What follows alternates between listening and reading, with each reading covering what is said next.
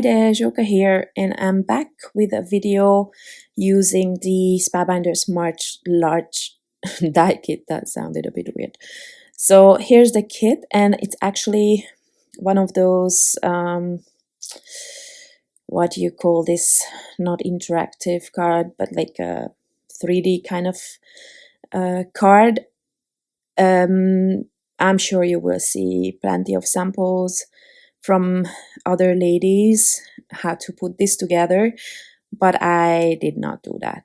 You know me, I don't necessarily like those kind of projects, but this would be a card that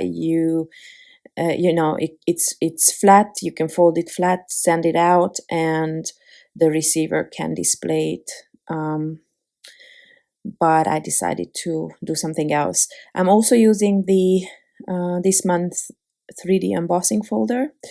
So I die cut the tree, and then I trimmed off that small little tab at the bottom of the tree trunk that is probably used for gluing it on to the this other type of card, but for my purposes I did not need that. Then I'm using a sentiment from I don't remember what it was called, but something with bold, I think, or Mix&Match sentiments or something. I will link it in the description box, and I probably will show it to you in this video at some point when I remember. I love the font on that, and it's the set comes with shorter and longer sentiments, so there were some options there. I'm also using another 3D embossing folder that was released last year, and that has this wood kind of texture. And as you see, I'm going with square cards, which I hardly ever do. I don't know, I normally don't like square shaped cards, but because the tree shape was kind of a wide tree, it looked best on a square card, I think. And then I embossed those backgrounds just partly, because I want to add the sentiments at the bottom on a flat surface. I didn't not want to add a lot of dimension to it. And then I die cut all these little flowers, which it's really easy to put together. You will see that on the tree you see all the shapes where you should place what. There's some leaves, there's some flowers, and there's a variety of flowers and a variety of leaves. So you can, I don't know, maybe die cut different shapes from different colors if you like it colorful like I do, or you can, if you don't want to bother, then just die cut everything from one color. Then it's obviously quicker, but these projects are relatively quick, I mean, compared to what I normally do.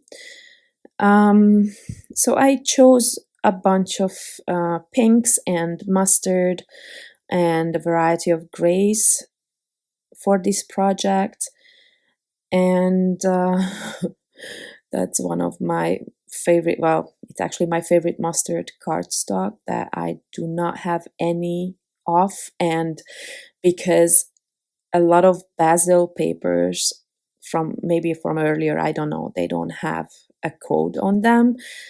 I do not know which color this is, and now I ordered all kinds of Bazzill mustard cardstock in the hope that one of them will be this one, and none of them are. So I'm so lost. I don't know where to get this, or if any of you recognizes by the texture, because it actually has a little bit of it has a bit different texture than the normal canvas Bazzill. If any of you recognizes this, please let me know. So again, I added a piece of cardstock behind that embossed panel just to kind of smooth it out so it's not warped anymore. And both cards are exactly the same, really. They are just different color, because I honestly I didn't really know what else to do with the tree. I also looked at it in a way that, if there's a way I could add more of these trees, but I didn't quite like the look, so I just went with the same design for both cards, just a different color. Well, not the color combination is the same, just I use different colors for different parts of the card. And then instead of enamel dots, I use these Spellbinders embellishments in the color. Well, obviously I see that it's oyster, but it's something else, some kind of oyster.